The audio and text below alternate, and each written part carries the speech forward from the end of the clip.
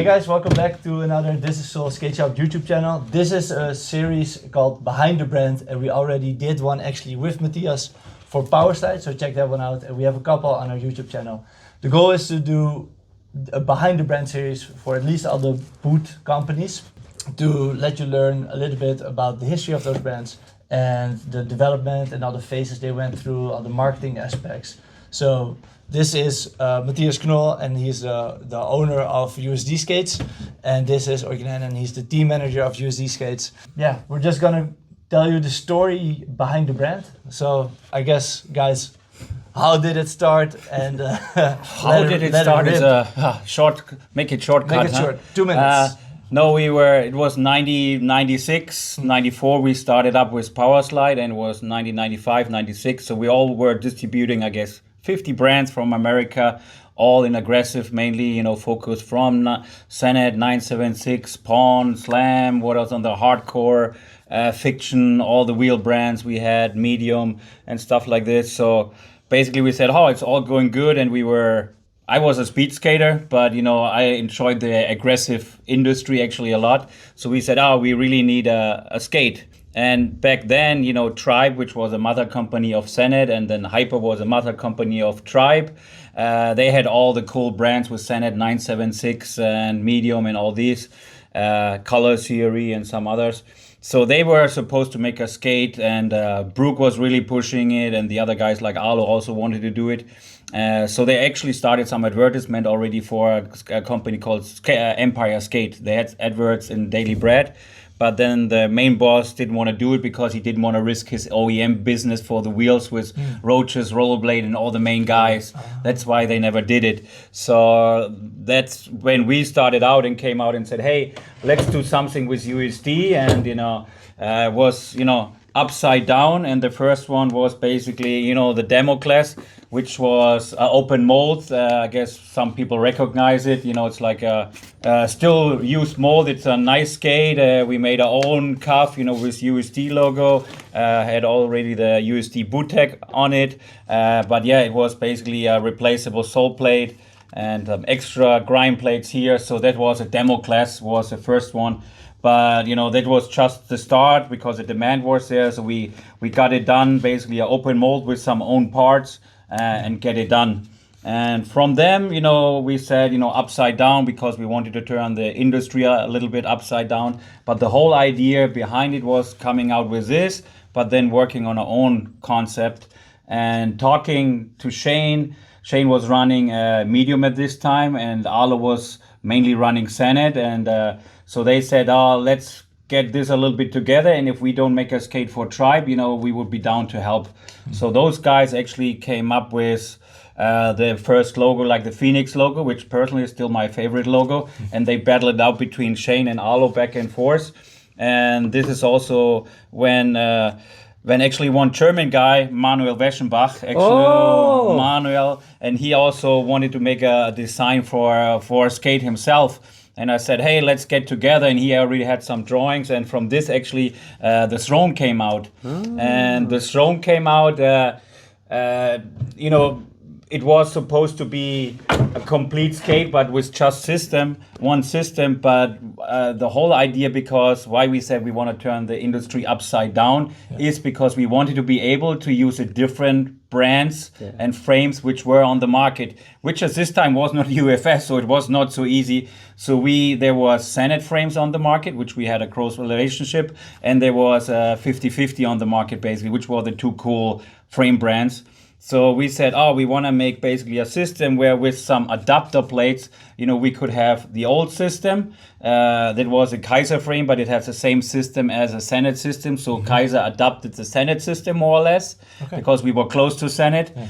And then, but also we made a plate for 50/50, which was also then especially made the skaters and cut the choose plate out of it. Yeah. I guess people remember. So, and by doing this, actually, Shane became like a team manager too, and on his team was like Champion and then Dustin Latimer, and they were the new kids coming up. Medium was the new kids coming up. They were not stars yet, but Shane said, hey, Matthias, these two guys, you need to get on USD. They will be big. okay, Shane, I believe you.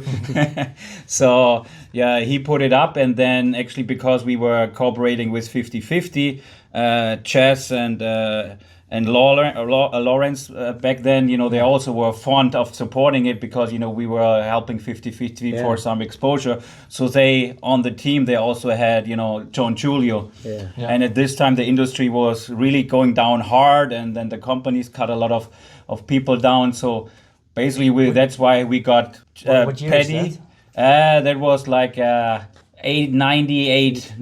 It was Lausanne, and I talked to Paddy and I talked to Julio and Lausanne, and they were all down. Hey, that's a cool idea. You're supporting the industry by putting more things on the market, not only your own skate. So they said, okay, I'm making this jump from big company, which they sold millions of Majestic 12 back when from Roaches, and came to an unknown company, USD.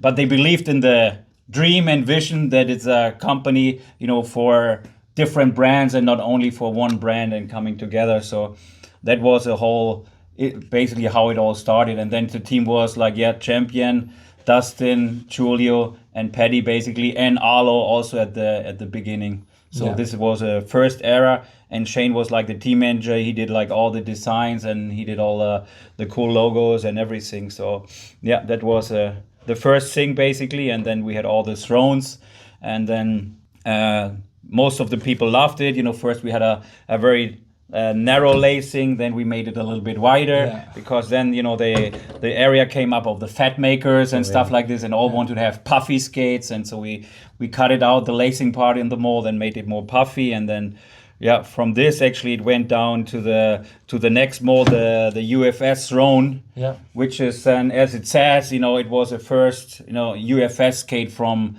USD. And this was like one of those models. This I have here, the Abdi Kohlberg, with a chest hands frame. It's quite some history there. And so this was a next model. Basically, we came out was a UFS Throne. It was also, I think, around this time we slowly changed team management wise also to Mark Corte, right? Yeah, Mark came in and stuff like this. I remember I've been in USA and we launched it actually at IMYTA, and Paddy won on it. Oh. So Paddy won which IMYTA was a big thing back there for the street skating, and that was a good launch basically. Having a prototype basically or a sample, and Paddy winning on it. That was quite put some smiles on some faces, including mine. How did you find Mark? Where did you pick them up? Mark, how I found Mark, I remember we looked for a guy, and we put it, at this time I guess you made the newspaper advertisement that you put a advert, you're looking for people in the newspaper. That was how it worked. There was no internet really. That's crazy. We still were on faxes and stuff like this, there was no email. So, and remember there was one guy coming in, and he didn't have like a meeting set up or nothing. He just came in and said, hey, I'm Mark Corte. I'm the guy you're looking for. I'm the best guy for this position. I can make it work. I'm the best sales guy in the world, and I can talk really well, and I make things happen. Okay, good. But you have nothing fixed with us. Like you're not having like an interview or whatever. No, it's true, but I told you, I'm the best guy. I can make it happen. You don't need any other guys. Kick out all the people, all the interviews you have. You just need me, and I'm dead serious. So it's like, okay. I turned around, think about it. Okay, let's try. So this was how Mark Cordic got the job. He really came in and said, I'm the fucking best guy in the world for this job, and that's how he did it. Oh, that's a good question. Is he younger than me? A little bit, right? A little bit. So I guess he was like 20, late 20s? No, mid 20s. I was 27 like this, so it's like mid 20s. Like 26, 27, and he was younger, so he was maybe 23 or something like around this. I don't want to know your age, so but And don't get how it's called confused. It sounds funny for now, but for the time back then, he was the right guy actually. Because back then the time's been different, rider's been different. Like the vibe, the mentality, everything around, like how they handled the sport and stuff. And a guy like Mark maybe wouldn't have an easy time with the team nowadays, but back then it was actually working, right? It was working, yeah. I know he had like he came from the army and stuff like this, so he had like Drill. the drill things, and he had like always he said to me, "Boss," so he had his ranks and stuff like this. Sure. So it's like he had his stick, what is his ripstick, to to make things happen. Basically, if people don't listen, he bam hit him. No. But yeah, he had his ripstick behind his desk. Yeah. Bauer still has it, I guess. It's still written there, ripstick. No, but it's like, I guess Mark was the right guy. I think he was like, he has his vision and he had but also he had like a good vision for the brand. And, he came up with, he was an American guy. He came up with a lot of slogans and he was really involved with the team and he managed the team quite well for sure and stuff like this. And for this time, having a lot of young guys and stuff like this, I think he brought the stretch crew, how he named it, together. And it came now the stretch crew because I think it was some guy did something wrong and he goes like, "I stretch your teeth." And then he goes like, "Okay, let's call it stretch crews." So that's why he called, that's the whole story a little bit. And then Mark, that was a long story where he came through and was a Mark area. And in this area, we also brought out then the Cyros skate, which was the next one. This was a little bit... Arlo was really involved in it, and Arlo had really the vision of making a sneaker look and stuff like this. And I know it was based on a Reebok shoe back when, they were really bulky and more fat and really cool things. But the shapes were like this, and they coming out. So the Cyros was really based on a shoe look, and that's why also we had here the lacing plates, which are a little bit broken by now. So. But yeah, it looks like, and they had the cool, the things like here coming out, the hook for a carrying strap, and we had a new hinge screw made, we had rubber patches included, we had already a special, inner sole made and stuff like this. We had the sole plates, this was the first with the sole plates, then we had one with a complete plate front to back, and so we had different versions of the Cyros. And there's also a UFS version and a non, but there's also there was also a non-UFS version. That's actually the non-UFS version. That was the first one, and there were two different molds, and they were both called the Cyros. No, it was one we modified the mold. Yeah, but it was a big modification. It was a big modification. Yeah, like it the was lines. Like this one doesn't have. The other one has like a line here, like this. This was later. This was later when we brought the line up in here and we printed on it. Yeah, this was another more modification after UFS. Yeah. So and it's this was a liner for it because you had a wider lacing system. So we had all the the Fat Maker ideas, the rubber patches, and the lacing going in here. So it's definitely some you can see it's like a stretchable Fat Maker integrated in a one-piece boot and stuff like this. So already some ideas here. So this was then, and for some years then we had the Thrones, the UFS Thrones and the Cyros going hand in hand. And then one year we got a Cyros shipment and it was winter time and we shipped it out and all shattered. Oh. And then we gave it to TUV in Germany. Remember, they inspected the plastic and they found out they used way too much recycled material inside. So then the mix was not anymore the minus 20 degrees 20 degrees Celsius material what you normally use for injection. So it's good for winter time too to skate. But with many recycled material they put in, it was not holding up really. And 0 degrees outside, they did a gap, it really shattered. So and this basically was a killer for the Cyros, you have to say. I didn't know that. Yeah. What year was this winner? You're asking me years. I'm too old to remember years, but this may be 2004, 5 around this. So it was a big hit for us. For a brand, it took some time to come back also from this because you not only have to say sorry to the people, you have to replace the boots, you have to first you have to negotiate with the supplier, and the supplier says for sure no, I did everything right, I didn't cheat, and that's why it took really long because then we made really the official paperwork from TUV proving that, you know, they put too much recycled inside, and normally it's allowed to use like 5% back when. I remember maximum 5% recycled, but they used like 25 or so. So it really was a shitty compound basically. Yeah. And so this hurt it a lot, and this was then, you know, hard times. And so I guess at this time also like then Mark left. Because he left for some time and then he came back. I don't know the story. I guess we butt-headed a little bit, and then but he came back then, and then we butt-headed again. But it's all good. Mark comes back whenever he's in town. It's all good. You know, he's like still coming around, still caring about USD. He still loves skating. He still loves the brand, and that's really cool to see. Even we had our internal fights, you know, but you know, men are a little bit easier to forget, so you have your fights, you turn around, and everything is good. So with Mark, it's always a pleasure to see him and talking about the old times. And then you have the Gricon also. This is the flat boot one. Yeah. But back then, like around 2001 or 2, there was also the raised heel. There was a raised heel, basically the Gricon. Yeah, it was supposed to be like a. At this, the industry was also really weak, I would say. You know, after the glory of the 90s. So people were looking more for a price point skate. Yeah. So we tried to come out with a quite simple, you know, frame, sole plate, hard boot, shell, simple liner, and this was a Gricon as a price point basically.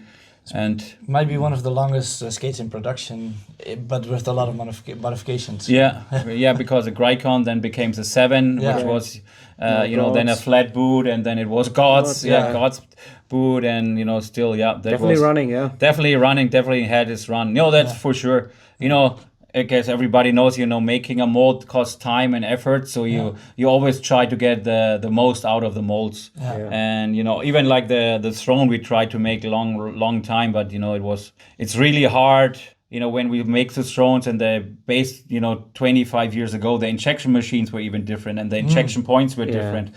So you basically, when we then brought it out later again, we had to modify the whole molds again and stuff like this. It's almost like doing a new mold.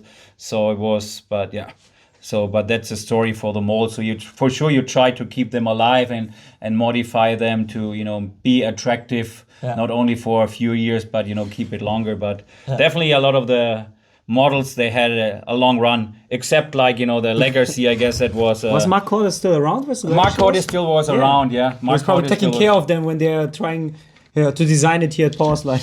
Also, it was a project. Everybody got together basically, and we tried to incorporate all the ideas from the team. From you know, I want to have a adjustable royal plate, because you know, one guy grinds here, one guy grinds here, one grinds a little bit, you know, backwards. So okay, we make an adjustable plate which you can move. You know, I want to have really thin sole plates. You know, not wide ones, because wide ones are for cheaters. Back when, you know, Aaron Feinberg and all these guys said, we want to have, you know, we don't need cheater plates, basically. We can hit our tricks like with anything easily. So it's like, okay, so some people want it wider, so let's make them adjustable, and you can move it outside, so you can make it wider and stuff like this. So it's like, okay, sounds good on paper. Sounds good on paper. So we want to have a shoe look. We don't want to have a hard look. We want to have a cool, you know, sneaker look and stuff like this. But we want to have it performant like a hard boot and support like a hard boot. And yes, we love the aluminum and stuff like this. So in the end, something came out, and then I know we had it, and then the first one wasn't strong enough, so we modified it and beefed it up. And in the end, it came out something like, holy moly, that's quite heavy. You get a lot of value as a material, and also to recycle, but it was too heavy, too bulky, you know, stuff like this. I still think, you know, some of the ideas which was in are pretty cool, you know, the adjustable royal plate or the side adjustable sole plates and stuff like this. But in the end, it was trying to make everybody happy, turned backlashed, and then, you know, it was like, oh, nah, that's not really working. So some people liked it, and they like to skate it. I know Richard liked it, and like Demetrius liked it too. And this was also where it changed actually the whole thing a little bit to Demetrius. He was in the US, and then he became also like first more like handling the US team, and then he became like the overall team manager, Demetrius George. And So yeah, he also had like a legacy pro skate. But from this is basically I thought, don't have too many people involved. Coming from speed, let's do something really crazy and not ask a lot of people. Let's do a carbon skate. But yeah, later on, step by step. Step by step. But that's basically. But this was from the thing. What happens from here basically to here was like the evolution to say. Also, the vibe back then changed, I think, around this time. Like, this is around USD Legacy's a video, and it was still similar to the old videos and vibes, but you could slowly see in transition and the people involved and other stuff. Yeah. Also, like, this is not only the guys that you already know, and like Demetrius and Hart, also like Carlos Pianovsky was involved. He was already involved before, but he had like a pro skate here and in the video and stuff. So the vibe around the team slowly also changed into a different direction during these times with Demetrius, with his product, with the times. Yeah. And that was still like Mark Korte directing that. But it was then not the stretch crew anymore. So I think he was already gone. Was it his vision to change that then? No, when he left, then the stretch crew, also the name disappeared a little bit. And his slogans, tomorrow's vision, today's reality. I think we just bringing it back for your skate. Kind of do. Yeah. What slogan? Well, his slogan for the USD was tomorrow's vision, today's realities. So a little bit about the technology, pushing forward, and innovating and stuff like this. It was quite a cool slogan he made. That's for sure. So here comes Ollie, and maybe he should change because now you're coming literally in time, like no joke. Ollie, come sit. You will get my chair. I jump in when it's my turn. We were literally just talking about the legacy downstairs. Dude, it's overlapping. Yeah. Well, it was a little bit different, right? You asked for sponsoring, and you were on Deshi. Yeah, so it started off. I love Deshi skates. I had them, and I wrote to Hey Deshi, I love these skates. I won a bunch of contests. I probably didn't win a bunch. I probably came second. I don't want one. I won a big one, but I was like really excited about the skates. I was like, is there any chance I could be sponsored? And he said, I'll tell you what I'm going to do. I don't usually just give skates to random people off the internet. I've never heard of you. I was like, thank you very much. And he said, I'll send you one pair of skates. And if you represent, then maybe I'll send you more. What year was this? This was in 2003, 2? Okay. 4, 5, 6, something around. It was before Nick Lomax. So. Yeah, it was. And he said, however, once you're on the conference family, you're on for life. If I ever catch you on anything not conference, you're going to be in big trouble, boy, and you'll never get anything again. I'm like, okay. And then he sent me like a pair of Deshis and a pair of suspension frames and Type M, I think it was. You sent me some suspension frames. Yeah. Anyway, I was like writing emails to him like non-stop every day. Hey, what about this? What about that? What about this? And I was sawing bits off the skates and I think after a while, he thought if maybe he gives me a job, I'd stop talking to him so much and start focusing on something else. And so, how long should I go on for? Because that's how it started. I started on Deshi, and then because we were talking so much, then he said, we're thinking about doing a clothing brand. Why don't you do that? And then that's how I found Kenneth. And then we started doing Stigma stuff, and then that was going really well. And then he said, well, it's silly to pay so much attention to clothing, and why not start running Deshi, because he wasn't having a lot of luck with communication, I think, with Randy Deshi and at Louis. the time. Yeah. So they were not happy with me. I was Who was not happy with you? Randy and Louis, because they kind of felt like I'd come in like. But all I was just like really enthusiastic about everything. I'd never had any. I was happy with Stigma, and then it just sort of went on like that. And then during a tour, we did a massive tour with all the USD guys, and I was still on Deshi. And the tour was just absolute mayhem. It was the most unbelievable mayhem. There's stories that we will never tell you because you'd cry. We'd all cry. It was unbelievable. And at that point, I think it may have been Daniel Prell and Adrian Ann, I think they were supposed to be managing USD in Europe. But the Americans were not giving them any respect. And the whole thing was impossible. And I think they complained to you or something, the Americans, and then you just said, "Look, Ollie, you take over the tour. You're the tour manager now." And you so I would imagine managing the per diem with people that would just take the per diem and spend it within 15 minutes on cigarettes and booze. And I'm like, "Hey, we need more per diem now," and organizing where all the stops were going. And by the end of the tour, Daniel Prell and Adrian Ann weren't didn't really want to do it anymore. I mean, I think they were traumatized. I think we were all traumatized. But then you said, look, you just handle USD now, kind of thing. And then so what I did at USD was just got all the riders that were my favorite riders when I was younger and say, hey, can we put this guy on? So like people like Matty Ledoux. I don't remember exactly how Frankie got on it, but I remember being really excited about that. Frankie, I think he contacted us, right? He said, hey, yeah, there was the death. He was still Rams going more or less, but he says, hey, I don't see a future there anymore. Once that I became the team manager for USD, obviously USD is the brand of your dreams when you were young. Like the Cyros was my favorite skate I ever skated, ever. I mean, I loved that skate, and I was sponsored by Razors, and I quit Razors to go back to Cyros again. I like USD was USD, obviously, with all the videos and everything. So then suddenly, from starting a t-shirt company and working at Powerslide, which was already unbelievable to me, then you're the USD team manager now. Kind of crazy. What the heck? And so I was like, right, well, all of my favorite skaters that I'd been watching my whole life, I'm like, well, if I can have a vision for what I want USD to look like, can we have this guy, that guy? I did the same with Deshi and with Vinnie Minton and Chris Cheshire. Yeah. Like, I have a style of skating that I love. So I was like, I want those guys on Deshi. And then once we were on USDF, I wanted to do that. And with Europeans that I really liked. And I always wanted to do a lot of European pushing as well, being from Europe and having skated with a lot of these people. And then we had Kenneth, which we started doing at Stigma, which was actually a mistake. I thought Kenneth was someone else, and I emailed the wrong guy. I arranged to meet someone for him to show me his designs. I loved them, and I didn't take his details, and I asked a friend, what was the name of that guy? He told me the wrong guy, Kenneth. And then Kenneth joined Stigma, wrong guy. I didn't know this story. No, so it was the complete wrong guy. And then I was like, oh, I love the designs you did of the crab, which is Fakey, a Spanish brand. He's like, oh, that wasn't me, that was my other friend. And I was like, oh. And then that changed history. And yeah, so he's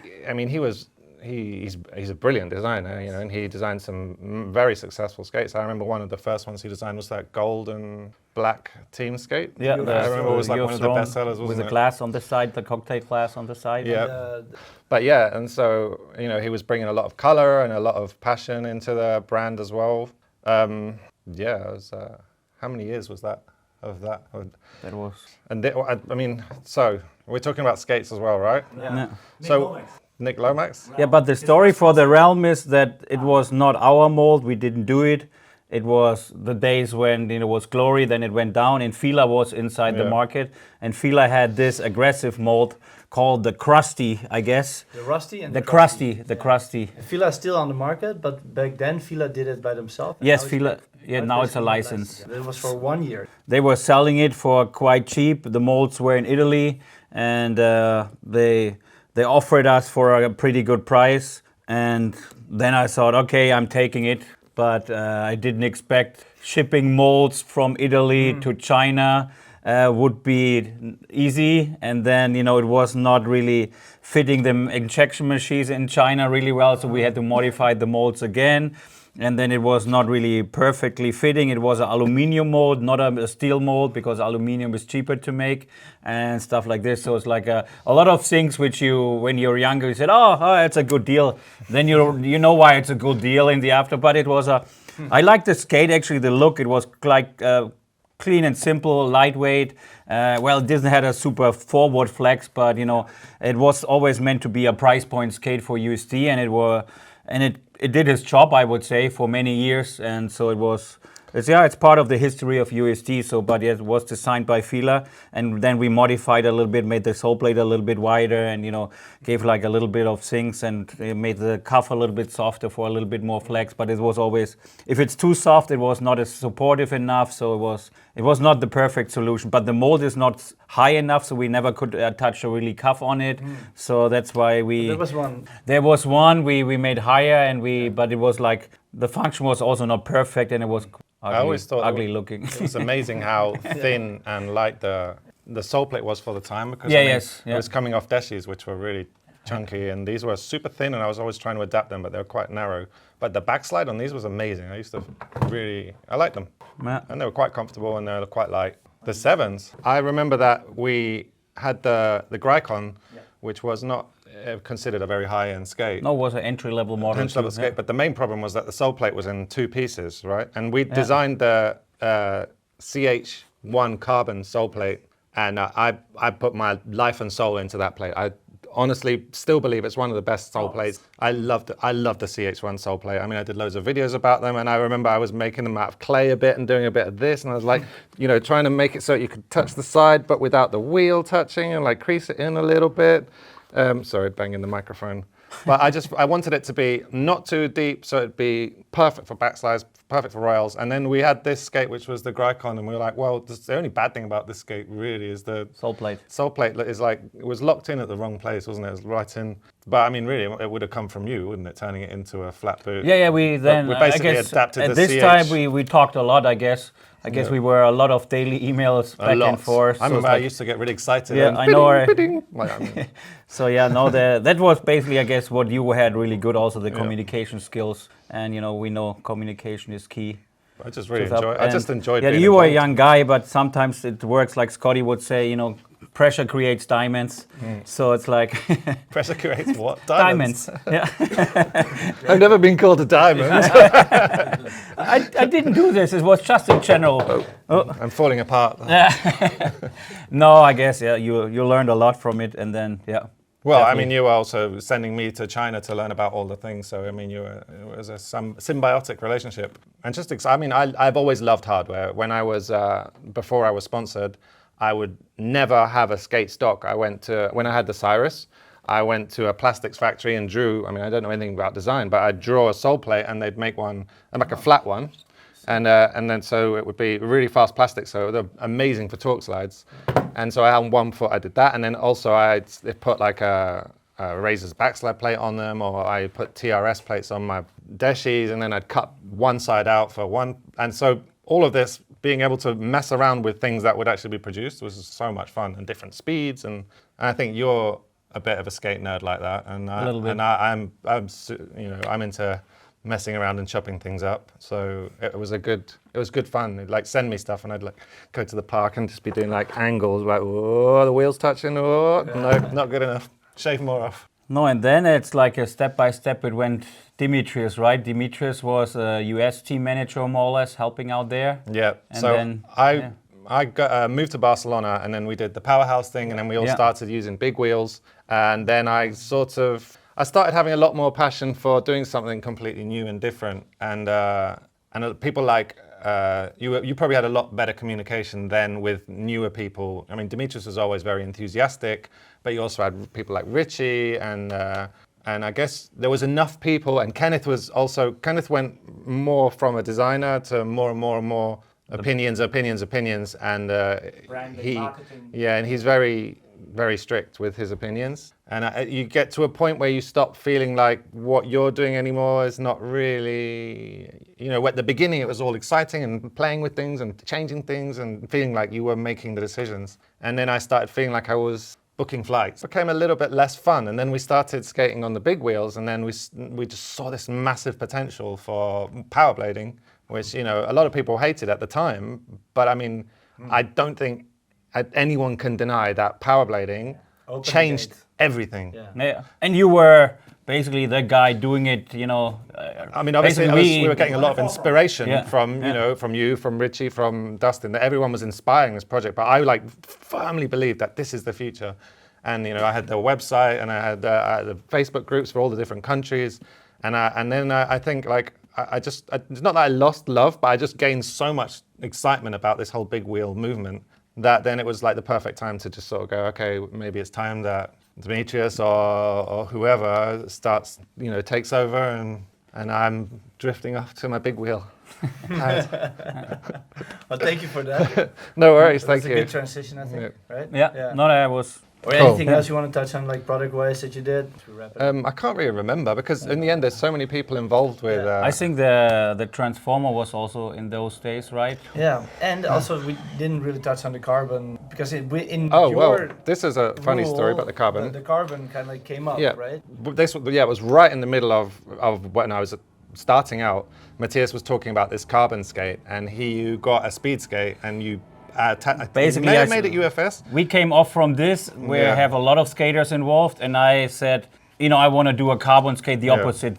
Not bulky, just slim as possible, light as possible. And we had we started off we had the hardcore Evo basically. The hardcore 1000. It was a proper speed. It was a proper speed skate, but then it was also the on it. hardcore 1100 because that was the weight of the boot, 1.1 kilograms. So it was super light, and that was the first carbon boot for free skating. But this I said, let's do this also. It works in speed skating, it works in free skating. It's the best material, so let's do a carbon boot. And then you were actually a fan of it. So I've never even seen a carbon skate in my life. I was so much stuck in aggressive. And he sent me this Frankenstein gold. It was like a gold shell with maybe had a cuff on it. I'm not even sure about the cuff. He had a sole plate was going click, clock, click, click, click, and a fluid frame and anti-rockers. And it was the most uncomfortable thing I ever tried in my life. It was so hard to skate on, but it was light. And I remember I was taking a picture of my own deshi and posting it on BMAG. And in the background was this carbon prototype, which is Matthias' super dream. And I'd already posted it, and I was like, oh my God, I'm getting fired. I'm getting fired, it's in the background, and no one ever noticed.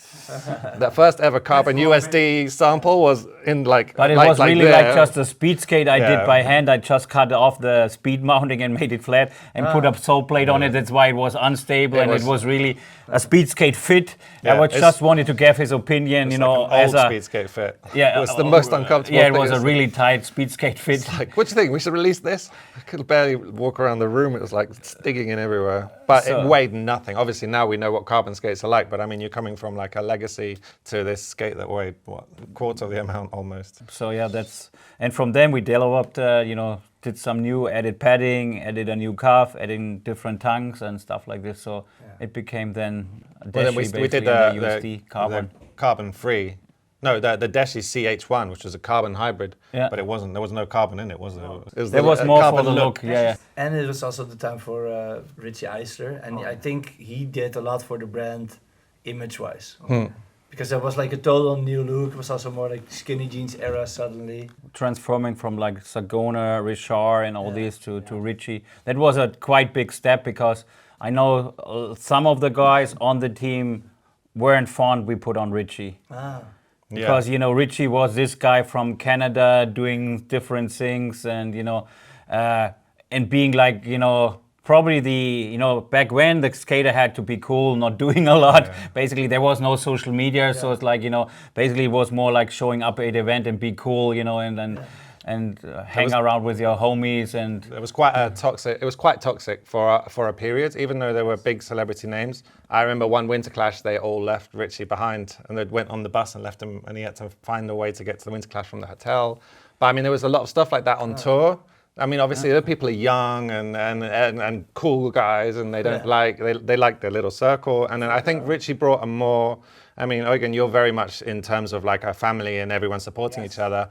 But the era that was very, very cool on the front lines, they were very cool together, but sometimes they did not this is why there was problems on our tour with the Europeans, the Americans didn't, but I mean, obviously everyone was younger and they were used to their status, and because they didn't consider people to be, how do you say, on the set, and they shouldn't have been part of the team because they weren't part of their group. Exactly. Because so much of what USD did was in Barcelona. You had Kenneth, you had Richie, and then people coming to the powerhouse, and then it just became very more productive in some ways, more maybe respectful. And I don't want to speak badly about the legends because they're not all I'm not talking about everyone, but a different era.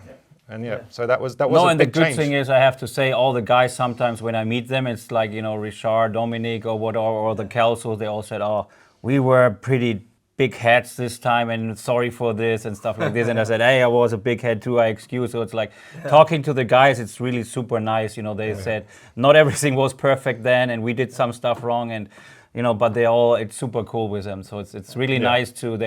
I think there's almost. With none of the people's bad vibe, for example, Billy, he was also one of the guys on the team on USD. He would always speak up.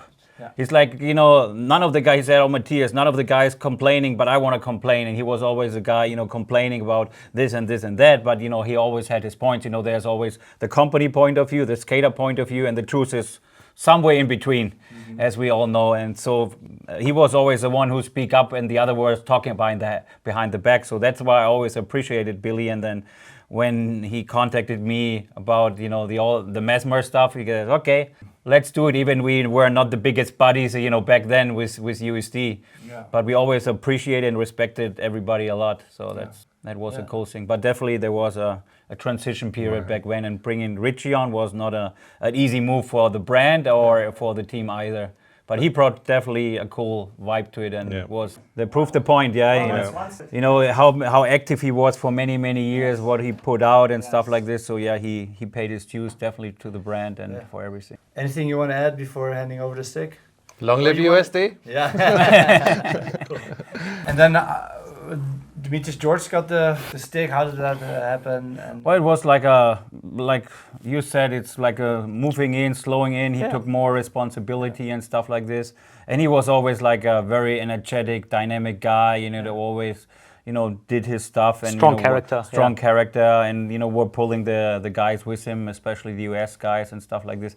And he also respected, the other guys and Richie and stuff like this. He was one of the, next generation to the more open-minded to the OGs California guys. So coming up, he was a protege from Richard more or less and stuff like this. So he really respected Richard a lot, and so that's why he took over quite a bit, and then he became team manager. The only thing with him was always sometimes he was on super enthusiastic. He, for weeks it was all daily back and forth, and then sometimes he disappeared for some time. Oh. Yeah. But it was also due to his job. He's doing rowdy things, like he's going for bigger concerts and like bringing up doing the construction for it, and then he became manager for it later and stuff like this. So he had also hard and different jobs. He was always a hard worker, first building the stages and stuff like this with big rock stars and stuff like this. He was on tour, so he was always sometimes on and off, so the communication suffered a little bit.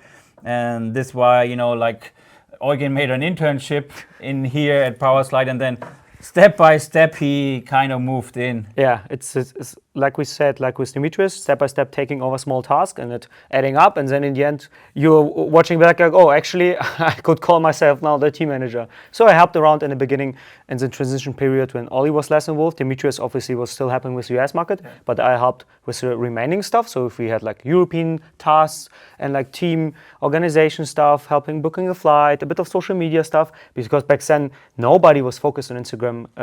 Ollie started the USD Instagram. We already had like a couple of thousand followers. I don't want to proudly say now we put it to 100,000, but I slowly helped with Instagram back then, just reposting, creating the first advertisements.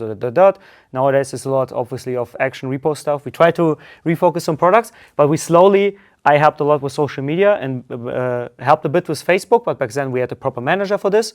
But USD I helped with Instagram, social media, with USD YouTube I helped, back then with Mark Hoyce, later on my brother involved. So step by step, and back then we did a tiny bit less of big tours because the market was going down, obviously.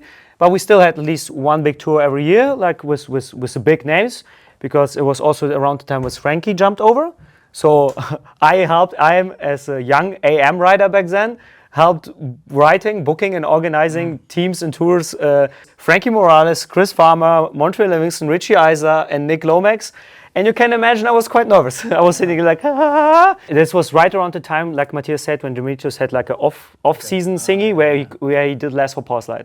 So I only helped with like Nick and European people and like Barcelona stuff, and then they asked me helping the first tour around 2015. It was like Rotterdam tour. No, first it was 2014. I was on the Rotterdam tour. Mark Hoyce helped there a lot. Transition period. In 2015, I helped with the Istanbul tour, and then I took over after the Istanbul tour. Keep going. So I literally. We slowly, basically by email, we told like, oh, if you have some questions or need products, Eugen is not helping with this. So with the US guys, we slowly introduced my person into the scene, and we never made a big deal or title out of it because, like I said, I was still maybe not age-wise, but mentally I was still a bit young and avoiding responsibility. So I was kind of happy that we didn't call me the main team manager behind USD. I always felt more like the the nanny for everything, or like the babysitter kind of guy, and was always helpful as much as I can. But it got more serious over the years. I helped a tiny bit with products. I was obviously heavily invested into carbon skates because I used to skate Dashies and later on like Dashi Carbon. Then I bought a couple of USD Carbons myself. Through a local Bad Duffy's sponsorship from Bonn area, I won a couple of street comps in Germany. Daniel Prell and Bauer got notice of me, and I got like my first flow sponsorment, and slowly built up to AM with the help of other people involved, like mentioning me to Matthias and Bauer. And slowly built up. But I never focused on being a pro or something. I kind of like these stories. This is what we also tried with the upcoming pros. I always just keep pushing because I love the sport so much. So it happened more naturally and organically. They brought me on a couple of tours, and the other pro guys, we had a good vibe, and they saw me hyperactive, enthusiastic with the products and the sports, really hungry. I kept filming even though the camera was shut off. I kept going. And all of them really liked what I did and the direction I was kind of also introducing, because I was heavily inspired clothing and vibe-wise by Richie back then. Yeah. But I also brought a tiny bit of new flavor even beyond Richie with all my other interests. So yeah, we slowly transitioned with me and the team manager, vibe-wise. Yeah. Production design was still heavily influenced by Kenneth, but also Kenneth changed a tiny bit back then around the Powers times, and later on with me was like putting even color into Kaiser and stuff, and like the products was heavily driven with carbon skates. So a lot like not only the Mathieu Leduc, but the Kelso skate was quite different and stuff. Yeah. And besides that, we had the 7 was still going. And later on, we slowly introduced, it started really slowly, but I was obviously already around the time, I think 2014, it got serious with my team management stuff here. After the internship, like 15, 16, was really like managing it. And we also introduced products like the Sway slowly, And I didn't help much because, like I said, I was always a tiny bit in the background. I rather wanted to help giving my input on products that I use a lot. So they always ask me for advices on the 7, but I was like, I can't help much since I don't use it every day. Yeah. So back then, Matthias did something really smart. He basically, instead of having one guy managing everything, it's a bit more work for us, but he communicated way more with separate parts of the team. So for this way, he involved all the people who skate it, instead of having one product manager who knows all, which can be beneficial too. But I think for back then, it was really important to focus the riders who use the products for the products so they can give better input. Nowadays, I'm more involved with all products and stuff, even with the Aeons, even so I don't skate them that often, but I can give my advice.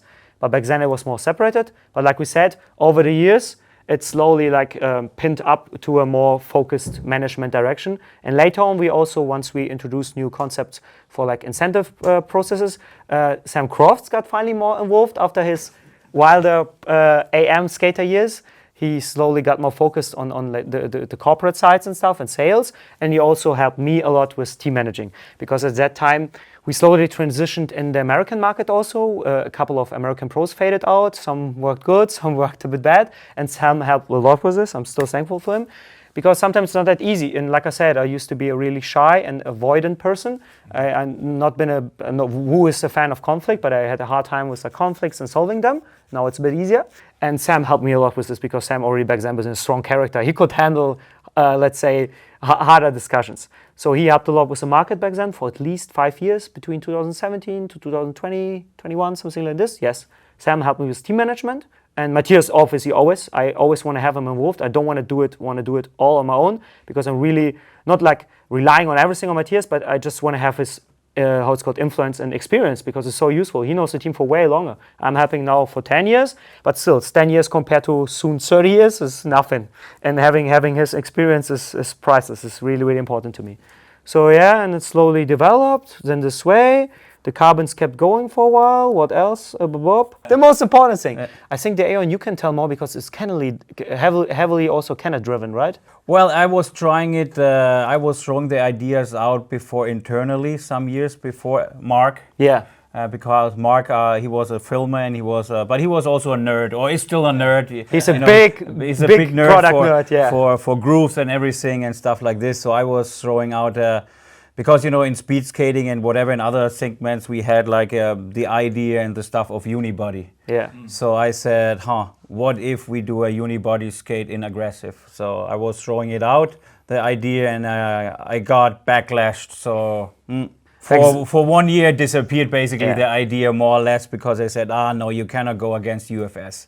Basically that was a big thing, and then but I kept the idea, and because I still believed it's better, because it's always was the thing was always like, it's always like sometimes you have trouble with a hinge bolt, sometimes with a mounting bolt and stuff like this, and it's like we need to get rid of most of those things anyway.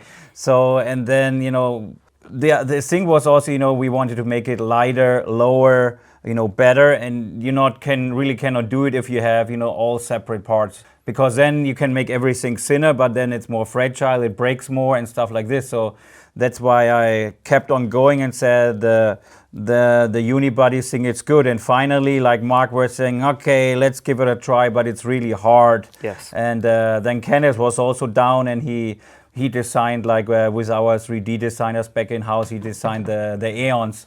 And the Aeons, we basically, because of the thing that it was UFS was a big thing, and we were afraid for it.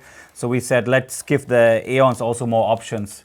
So we made the Aeons not only with a 60 millimeter frame, which is a slider in here, but a 70 millimeter frame, a 72 millimeter frame, also an 80 millimeter frame. So we can use it for big wheel blading at this time, because all the big wheel blading thing was there, power blading with Ollie, and so we said could be a good idea. And we also made the option as UFS. Yes. So we could have always had the option to make Aeon UFS, and we were always, when said it would not go well, we could modify it to UFS. So that's why from the inside it's already looking like a UFS boot. Yeah. And but it never is. It never happened, because I think this time we have been lucky, to be honest, also because at this time the industry changed. From being really UFS and super hardcore everything, the industry opened a little bit mindset, to more like alternative, like big wheel blading was getting better. You saw a lot of the aggressive skaters then doing other stuff too, already big wheels, but some even went to marathons and skating. They enjoyed, like I know Dominic Wagner was in Berlin skating and stuff like this. So people were not just like aggressive skating is the coolest thing and outside nothing exists. It was like, no, skating is cool overall. The core scene opened up a tiny bit. Yes, the core scene opened up tiny bit, and so there was quite some people who tried it and really liked it, because obviously it's lighter, lower, all this works really, the things we say. So a lot of people really liked it, and that's the Aeon went on, and it became one of the standards. And if you look probably right now at many of the events and what the people skate in park and stuff like this is Aeons, and they par it with the aluminum core wheels, and this is like the best park skate. The high performance skate. Yeah, the high performance skate. So that was quite, and for sure there was different generations, first cuff, the second cuff, some modification. Now we're coming out with a Aeon 1.2 for Samsung and stuff like this. So that's definitely, it has seen its evolution, but it has for sure its pro and cons too. So making it slidable on one piece. Soon. So it's it has its backlashes too, but I still think that was a pivotal point product-wise. Yeah, not only for the brand, but I mean like for the whole market. Yeah. And to come to my kind of perspective again, this was the Matthias company perspective. Rider-wise also, super pivotal point, because we had the era around 2010-ish with the carbon skates, Richie era, really driven by this, casual-looking people, and Richie opened up with Wine Street, all the vibes around this was kind of changing compared to the years before. Demetrius had a couple of years in between, but he was already open to Richie's vision and this stuff, and the other guys involved back then on the pro team. And obviously was a bit mixed up with Frankie and Co. But I think the general term around the vibe through Richie and Barcelona and these kind of more sunny boy vibes, definitely was going through. And we got people involved like Montre and Frankie, who later on moved with their own brands, but they definitely had an important time in USD. Also, like how it's called, influencing me as a rider, because I've been on tour with them. So it had massive impact of how I handle the next team and how I handled like helping the brand. So the carbon years kind of like 2009, 10-ish to 2015 until the Aeon come around, and then it slightly changed a tiny bit again. The carbon was still relevant, at least 5 more years, but the Aeon took slowly, now we see a bit over, and with the Aeon also, like let's say hardcore USD thrown people like Nick transition to the Aeon, which was pivotal, because then out of sun, the Aeon is not just a skate for Richie kind of people, tighter pants, new school people. Suddenly somebody who used to be like on big wide skates jumps on the Aeon, was like, oh, okay, what's going on? And Nick was on the forefront. He had the first pro skate. He was pushing it hardcore. And then slowly other riders on the team, because Richie was like obviously on the carbons for a while after his throne years, on the carbon freeze and stuff. And later on, even he jumped on the Aeons, which even I was surprised on. A couple of other people also tried the Aeons on the team, but like we said, we kind of try to separate the preferences of the rider. So Montreal, whereas I want to have more of a classical hard boot, so he really fell in love with his ways. Farmer also, he tried several stuff after like his transition period from Shadow. Shadow kind of slowly faded out, so Farmer was on USD, still is. He tried also like the carbons for a tiny bit. He skated my carbon free for a section in feet. The sways, the Aeons, he jumped back and forth. Now he stays on the sways. So we had like a really healthy and natural separation on the team between the products, which was cool because Matthias never forced people, but it's always nice to have one pro representing one product. But with these products over the last years, it happened more organically, which was so nice also for us and for me as a team manager. Less pushing. And with the Aeon years, it's now still going to this day, obviously, but the Aeon had a massive impact on like also the branding. Everything got more minimalistic, also the style of the videos. You can even see like in general terms of like how designs changed, like from the old Instagram logo to the new Instagram logo. And you can say, and with the design changes in our scene in skating, you could also see it like in general terms. Oh, it's falling now apart. This falls apart. Everything we talk so long, the products fall apart.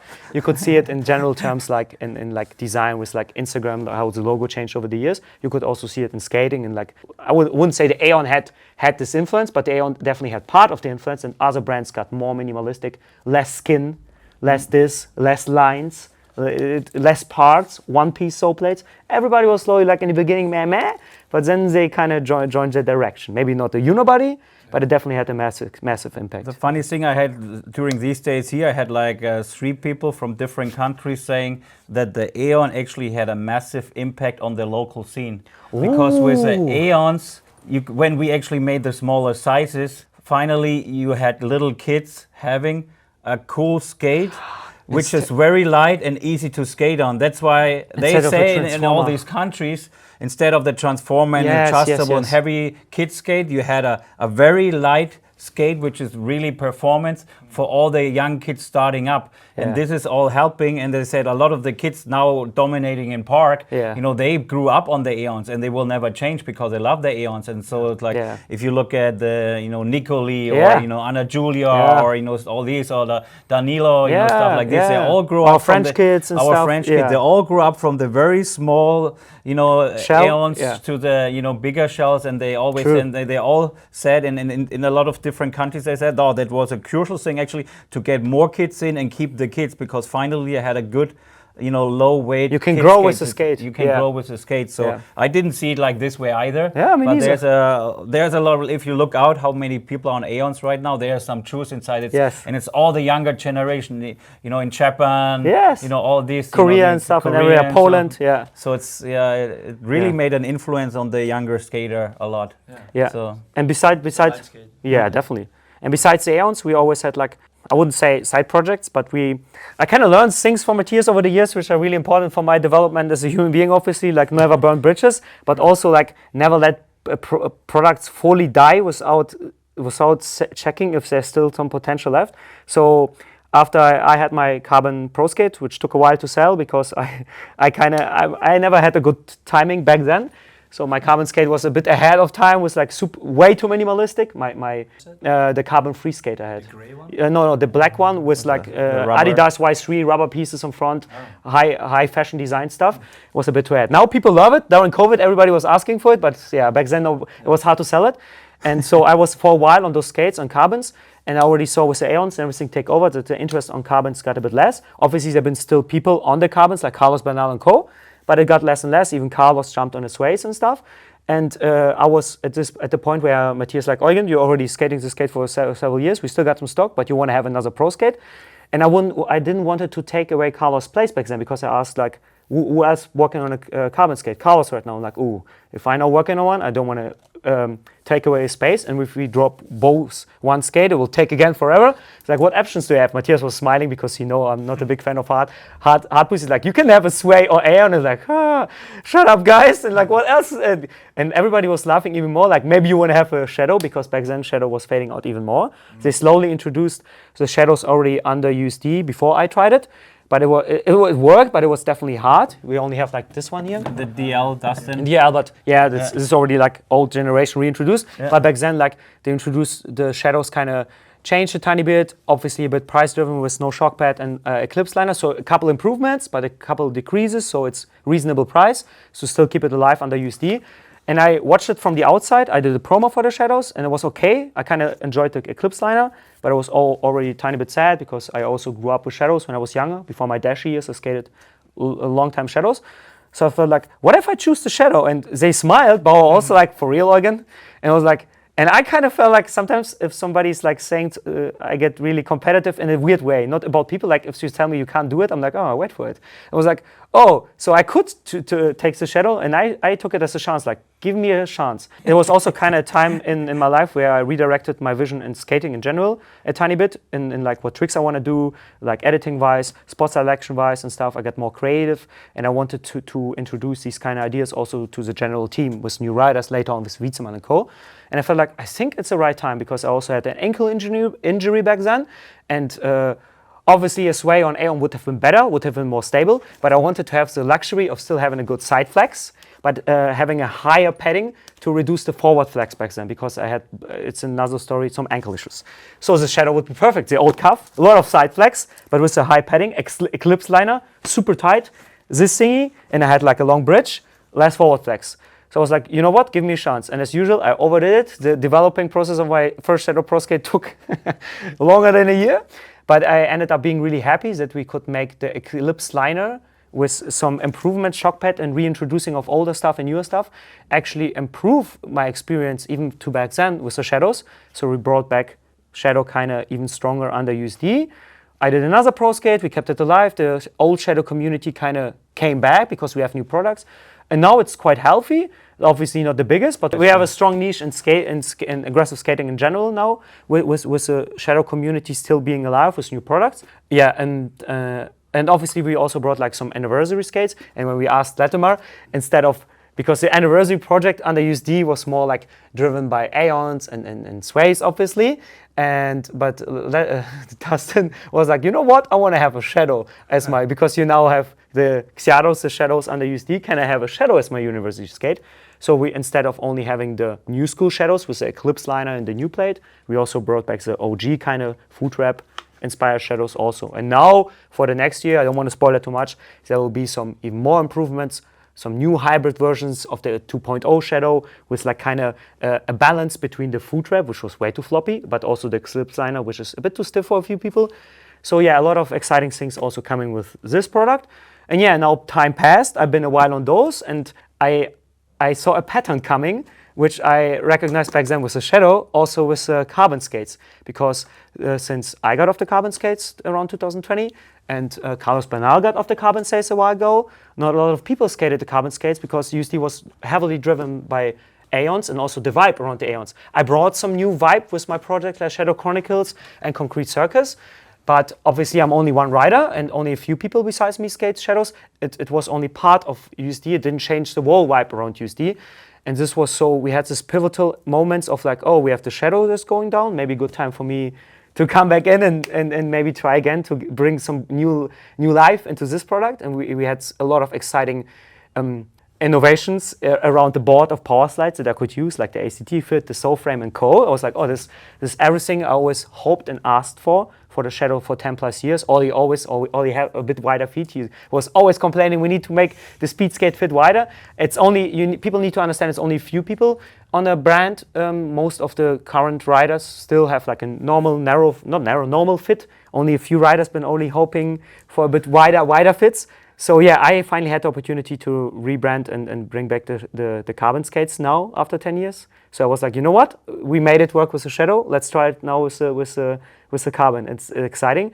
And at the same time, these kind of torch or these kind of sparkle inside of me kind of made me realize, you know what?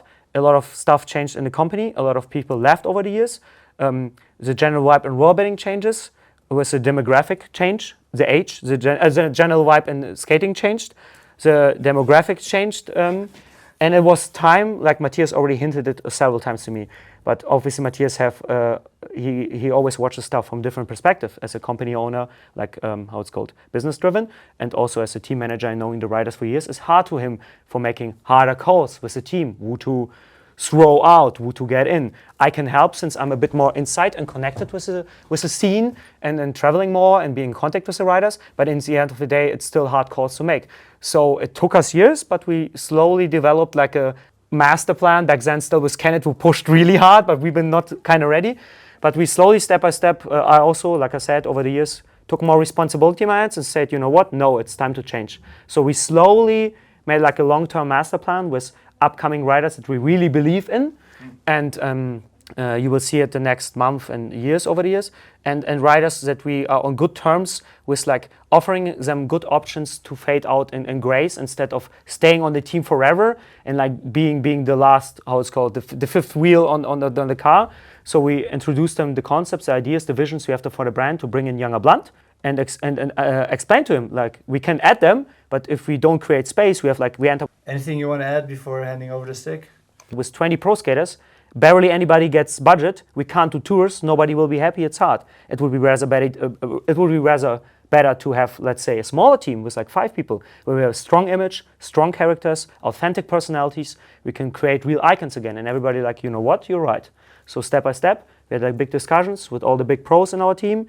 Some of them faded out naturally like Richie. Some of them was a bit, not harder, but let's say we needed to find good transition compromises and ways with like Nick and stuff. Nick now on Urban.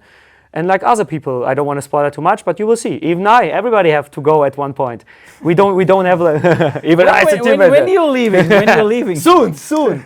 We don't have like a list who, when, what. It's always depending obviously on how active you are, how much influence you have, how much you do for a brand. But it's happening, and we are excited, obviously, and it's almost feels like, because back then it was like we said, it happened more naturally, transition, like, oh, Demetrius is now doing it, Eugen is now doing it, and now we really put in work of pushing this transition period after all those years, and it's quite exciting having these young people involved, their opinions on stuff. Maybe they are not so product driven as my and Richie's generation. We've been complaining way more about details. But they bring in so much fresh new flavor, which is so important. Yeah, this is kind of like current points, the current moment right now. Yeah. So what's your vision as a team leader then now? Or? The last vision after Richie was like the Aeon vision, the whole Aeon thing, and everybody transitioned to Aeon. It was really minimalistic. And I think what we really missed the last years was a real team vibe, because we had the best team in the world for several years. And I don't know, no, I'm not only talking about in my eyes, because I grew up with it, getting a pro with like Frankie, Montre and co, even the years afterwards with like Carlos, Nick and Sam and co. But what we were missing, it always felt like we've been a bit thrown together. We took the best riders on the market and felt more like a football team than, let's say, rather than what Mesmer does, a big family. So we first did a big tour a couple of years ago, 2022, colliding with the 25th anniversary. And we, like, with the help of Rafa and my brother, Danny, we really showed, no, actually, we know each other well. We just never portrayed it in the right way. It was hard to make tours. We introduced the whole family thing. The marketing campaign changed with some tiny slide-offs into weird direction I don't want to mention. But yeah, we focus the marketing more on team-based instead of clean product placement and like clean product release pictures. We have rougher edges, used products. We want to show the authentic vibes on the streets that we actually living. And this was like the sparkle, and now I want to drive it even further. I want to introduce not only younger riders, but I want to help those younger riders grow. Not skill-wise, but as a person. I want to, everything I missed when I was younger, like people share the experience, like Ollie mentioned, it was a bit competitive, a bit inner circles here and there. I want to help them. I want to show them, look, when I was younger, I missed somebody telling me this and that. You could do this and here. You want to develop there. You want to, if you want to ask Matthias for this, just tell him this way. And I want to be more than just managing them, but actually help them grow not only their strength, but what they're interested in. I want to help them really grow their authentic personality and develop, like I said, unique characters and real icons for the future. to inspire old generations. This is what I'm dreaming of.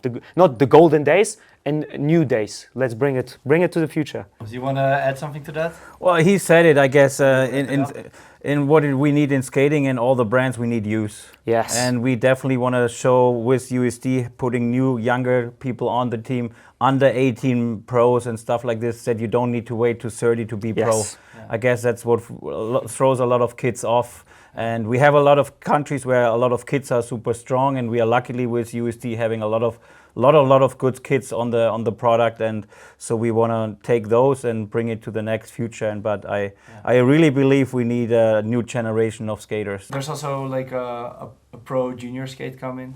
Yeah, it's a pro junior skate. It's like the glitch skate. Yeah. We do it for the Vikings from LA area, and they have been repping the USD glitch for a long time, and they are 3 awesome kids on the skates, and I think they really portray the future well. What kids should have, fun on wheels, but they're learning really fast. They're progressing really fast, and so we hope we are doing this. We did it back in the day, with a transformer. Yes. We had like a. Yeah, with a yo-yo skate and stuff like this, and I guess we forgot a little bit about this. Yes. So I guess we want to continue doing this, and actually the Vikings family, the whole family had great ideas, for the future too, to put like a video with it, how to learn for kids stuff like this, Yes, and like yes. really books where you show stuff like this, for kids by kids and stuff like this. So yeah, there's some stuff, we want to do, so it's pretty nice. I mean, it's like a general thing. Also, like in the last couple of years, we focus more and more on community project, like with the Bladey skates. So even before we launched the full female direction and USD with the other pro models and stuff, and the colorways, we also collaborated with Bladey's, but also now upcoming other projects where we, besides the All-Star project, we also gave back to the legends, which helped build up the brand, right? And now we focus with another guy, also to give him another skate from an Asian area. So yeah, it's definitely, it's going into a different direction. So instead of doing just pro skate focused on a pro team, we definitely want to connect more with the community, not only for feedback, but also to just give back in general. Yeah. The skate that you were describing just now, I don't know if it was really clear, but it's coming out like next year. Next year. Next year. Let's say next spring. year. So Yeah. It's not out yet, and I'm really looking forward to this. I just saw the design. It's super dope. Exciting stuff in the future for USD. Thank you guys yes. for the little history part here.